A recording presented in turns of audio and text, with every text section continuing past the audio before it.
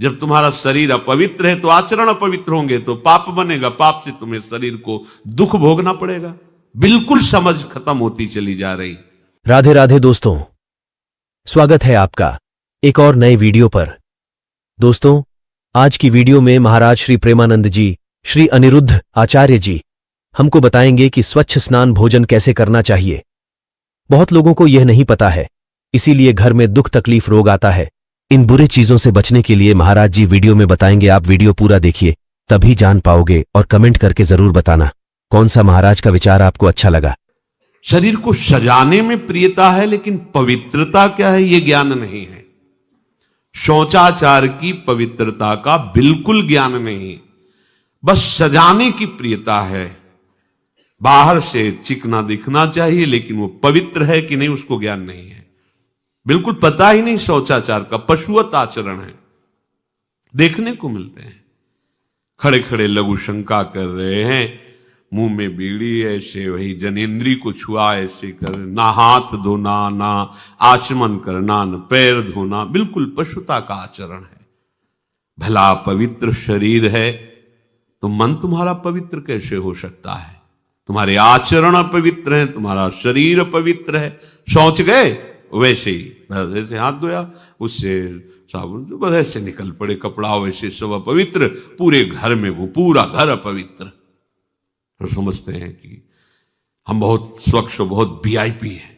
VIP का मतलब बहुत अपवित्र हैं, उनको ये ज्ञान नहीं। और एक रंग चढ़ा है नए समय में, जूता मोजा पहनकर भोजन पा रहे हैं। देखो कैसी, अरे साधारण आदमी जिसको कोई शास्त्र से मतलब नहीं, किसान आदमी जो हाथ पैर धो करके पीढ़ा पे बैठ करके भोजन पाने जाए, इतनी पवित्रता तो हमने गांव में देखी है। बिल्कुल शास्त्र नहीं जानते, कुछ नहीं, पर भोजन पाना है तो हाथ पैर धोए और लकड़ी के पीढ़ा में बैठ के और जय भगवान हाथ जोड़ करके जमीन पर बैठ के भोजन पाए। आज चाहे वो चमड़े का जूता हो, चाहे, ध्यान रखना, चमड़े की बेल्ट पहनने वाला और चमड़े के जूता पहनने वाले को गौ हत्या का पाप लगता है। अगर वो इन पशुओं से जो चमड़े निकाल कर निर्माण किया जाता है, जूता बेल्ट आदि, ये जो गृहस्थी जन इनका प्रयोग करते हैं, तो उसे गौ हत्या का दंड मिलता है। क्योंकि आप पहनते हैं, उसमें आप सहयोगी हुए, आप उसको प्रोत्साहन बढ़ा रहे हैं गौ हत्या का। ये अब वही सब पहने, वही शौच में कपड़े पहने हैं, वही भोजन में कपड़े पहने हैं, साधना होगी, पवित्रता ही नहीं जानते हैं। लघु शंका करने के बाद यदि आपने जनेंद्री का प्रक्षालन नहीं किया, हाथ नहीं धोया, चरण नहीं धोए, आचमन नहीं किया, तो आप तो अपवित्र हैं। अरे लघु शंका की क्या है, शौच होने के बाद नहीं से विचार बिल्कुल शून्य हो गया है। बस शरीर आराम, पशु की तरह शरीर आराम। क्या शरीर आराम रहेगा? जब तुम्हारा शरीर अपवित्र है तो आचरण अपवित्र होंगे तो पाप बनेगा, पाप से तुम्हें शरीर को दुख भोगना पड़ेगा। बिल्कुल समझ खत्म होती चली जा रही। कल केवल मल मूल मलिना, ये नाना प्रकार के पापाचरणों की जो हमारी प्रवृत्ति बढ़ती जा रही है, उसका कारण है खान पान अपवित्र, शरीर अपवित्र। हमने देखा है, वो आपको मजाक सा लगेगा, भोजन पाने के समय घर के जितने भी वयस्क जन होते थे, जब कच्चा भोजन पाया जाता था तो ऊपर के वस्त्र उतार देते थे, एक धोती नीचे पहने हुए ऐसे पाते देखा।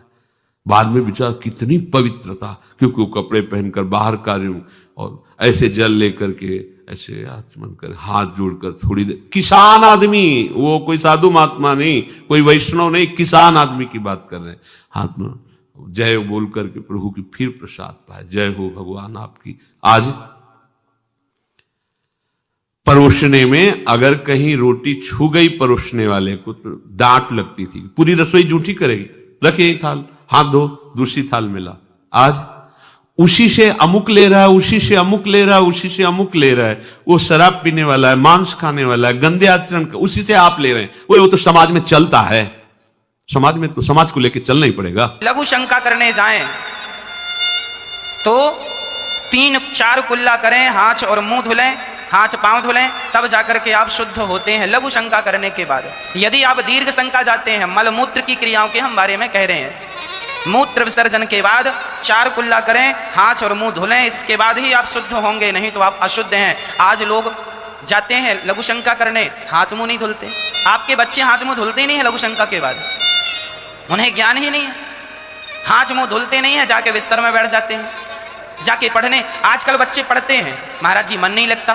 क्यों मन नहीं लगता? क्योंकि तुम शुद्धता का ध्यान नहीं रख रहे हो। जब भी लघु शंका जाओ तो जरूर से 4 बार कुल्ला करो, हाथ धुलो, पांव धुलो और हल्का सा जल का छिड़काव अपने ऊपर कर लो और श्रीमन्नारायण शब्द का उच्चारण कर लो। अब आप शुद्ध हो गए। यदि आप दीर्घ शंका गए हैं, है ना, तो आप नहा के ही आए, वापस नहा के ही आए। यदि बिना नहाए, अब कई लोग ना जाते हैं और बिना नहाए सारे घर में घूमते रहते हैं। तुम अशुद्ध हो और इस अशुद्धि से दूसरों का नुकसान नहीं है, आपका ही मन आपको परेशान करेगा। आपके आज आप पवित्र हो ना, अपवित्रता में घूम रहे हो। अपवित्र लोगों को जो नकारात्मकता है, जिसे हम नेगेटिविटी कहते हैं, वह जल्दी पकड़ लेती है। व्यक्ति नेगेटिव होता है, नकारात्मकता की ओर बढ़ जाता है। इसलिए शुद्ध बनो। लघु शंका और दीर्घ शंका यह मलमूत्र की क्रियाएं हैं। दीर्घ शंका जाने, दिन में 4 बार दीर्घ शंका जाना पड़े तो 4 बार नहाओ, पूरा ना नहाओ तो अर्ध स्नान करो। अपनी नाभि को गीला करो, नाभि से लेके पूरा पानी डालो। यहाँ गर्दन छोड़ के, यदि आपको सर्दी लग रही है, प्रॉब्लम है, तो सिर ना गीला करो, यहाँ कंधे से पानी डालकर सर्वांग शरीर को गीला करो। इतना भी ना कर सको तो अपनी नाभि तक पानी डालकर अपनी नाभि को गीला करो और पूरा पाँव हाथ सब गीला करके और फिर कपड़े चेंज कर लो। जो कपड़े पहनकर आप दीर्घ शंका में जाते हैं वो सारे कपड़े आपको धुलने चाहिए। अब आप कपड़े पहन के दीर्घ शंका हो आए और उसके बाद सारे घर में घूम रहे हैं तो आपकी बुद्धि भ्रष्ट हो जाएगी और यही भ्रष्टता तुम्हारी सर्वनाश का कारण बन जाएगी। महाभारत में एक कथा है राजा नल की। एक राजा थे नल, ये महाभारत, ये तुम कथाएं पढ़ा करो, ग्रंथ पढ़ो तो कुछ समझ में भी आए। राजा नल थे, वह इतनी शुद्धि का ख्याल रखते थे कि बहुत अधिक। एक दिन वो लघु शंका चले गए और वहाँ जब गए तो वहाँ से आए, रात्रि को उठे और लघु शंका गए और लघु शंका करके आए, ना उन्होंने हाथ धुला ना पाँव धुले और इतनी अशुद्धि होने के कारण कलयुग उनकी खोपड़ी में आकर बैठ गया और उनका सर्वनाश हुआ है। लिखा है महाभारत में कि राजा नल पर जब कलयुग सवार हुआ तो उनके शरीर में कपड़ा भी नहीं बचा, सारा राज्य समाप्त हो गया, सारा यश सारी कीर्ति समाप्त हो गई और जंगल में 2-2 रोटी के लिए दर दर भटकने लगे। ना पीने को पानी मिल रहा, ना खाने को कुछ मिल रहा, शरीर में कपड़े निर्वस्त्र घूम रहे। लिखा है महाभारत में। किस कारण? केवल लघु शंका गए और वो हाथ मुंह धुलना भूल गए, इतने के कारण कलयुग आके बैठ गया। इसलिए आप तो कलयुग में ही रहते हैं, इसलिए जितना बच सको अपने आप को बचाओ। यदि आप शुद्ध रहोगे तो मुझे विश्वास है कि और लोग जितने परेशान हैं आप उनकी अपेक्षा कई गुना ज्यादा सुखी रहेंगे। इन छोटी छोटी बातों का ध्यान रखेंगे तो शुद्धता जरूरी है। अब देखो कहावत हमारे बड़े बुजुर्ग कह रहे हैं, जैसी राखो शुद्धि, आगे आप बोलो, वैसी बने बुद्धि। और सारी चीजें कहां से चल रही हैं? आज आपका यश है, आज आपका नाम है, आज आपके पास पैसा है, आज आपको लोग जानते हैं तो केवल आपकी बुद्धि के बल पर ही तो जानते हैं। आप बुद्धिमान हैं तो लोग जानते हैं आपको। तो जो आपकी बुद्धि है, क्या इस बुद्धि का संरक्षण करना आपका धर्म नहीं है? बोलो। आपके पास बुद्धि है तो वह बुद्धि पवित्र बनी रहे, इसका ख्याल रखना क्या हमारा और आपका फर्ज नहीं है? है। इसलिए आपका यदि आपकी शुद्धि बिगड़ जाएगी तो उसी दिन बुद्धि भी बिगड़ जाएगी। इसलिए शुद्धि ना बिगड़ने देना। और छोटे छोटे बच्चों को यही संस्कार दो कि लघु शंका जाओ। आप अपने बेटों को कहा करो लघु शंका जाया करें तो खड़े होके लघु शंका ना किया करें, लघु शंका बैठ के करना चाहिए।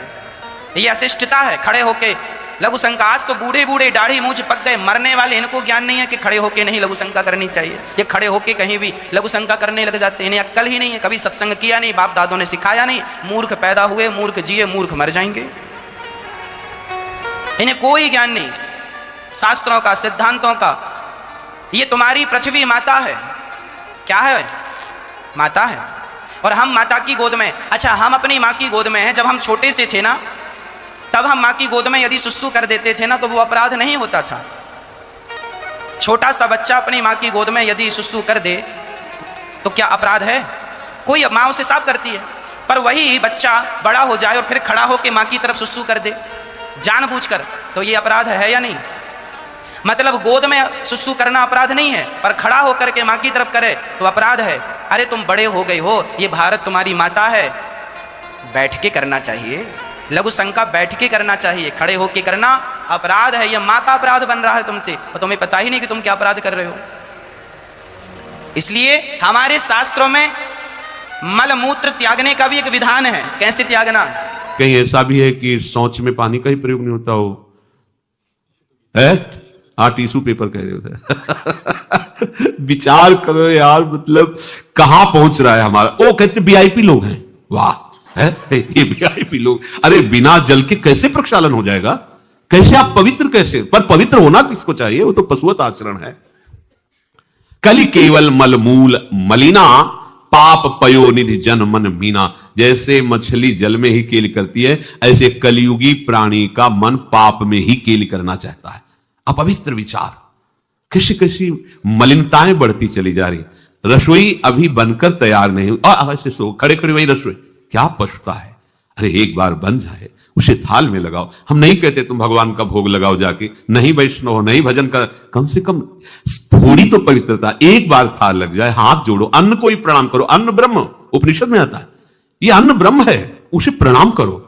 वह हमारे जीवन को पुष्ट करता है, हमें भगवत भाव। हाथ जोड़कर कहां हाथ जोड़े? वो तो जूता पहने वैसे ही सब, कोई खड़े खड़े खा रहा है, कोई मतलब ये हो क्या रहा है?